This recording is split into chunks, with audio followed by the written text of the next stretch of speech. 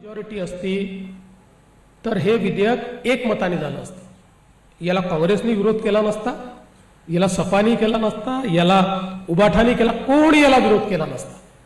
त्यांना ही अपॉर्च्युनिटी दिसली, पण त्यांनी चुकीच्या ठिकाणी अपॉर्च्युनिटी शोधली।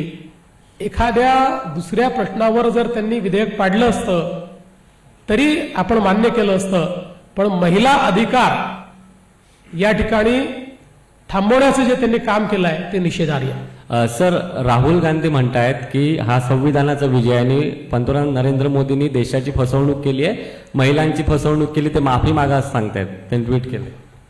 खरं म्हणजे एखादा व्यक्ती किती खोटं बोलू शकतो याचं जर ऑलिम्पिक घेतलं तर मी तुम्हाला सांगतो राहुल गांधींशिवाय दुसऱ्याला मेडल मिळूच शकत नाही। सगळी गोल्ड मेडल हे राहुल गांधींनाच मिळतील। त्यामुळे संविधानाने जे सांगितलं ते करण्याचा प्रयत्न आहे।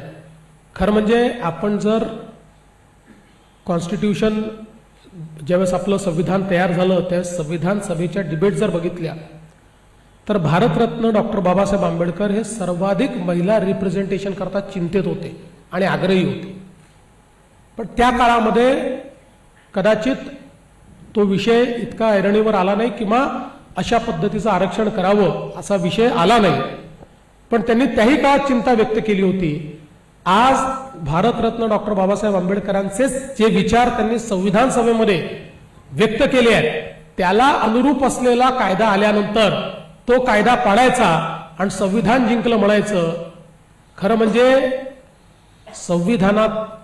संविधानकारांच्या विचारांवरही एक प्रकारे काँग्रेसने घाला घातलेला आहे आणि महिलांना तर निश्चितपणे मागे टाकण्याचं काम त्यांनी केलं आहे। त्यामुळे मी राहुल गांधींनी माफी मागावी असं कधी म्हणणार नाही, कारण ते मागणारच नाही। मला हे माहिती आहे, त्यांना महिलांचा अपमान करणं, समाजातल्या इतर घटकांचा अपमान करणं हा त्यांचा छंद आहे। त्याच्यामुळे ते काही माफी मागतील, खरं म्हणजे त्यांनी तर साष्टांग दंडवत घालून माफी मागितली पाहिजे महिलांची, पण मला माहिती आहे त्यांचा तो स्वभाव आहे।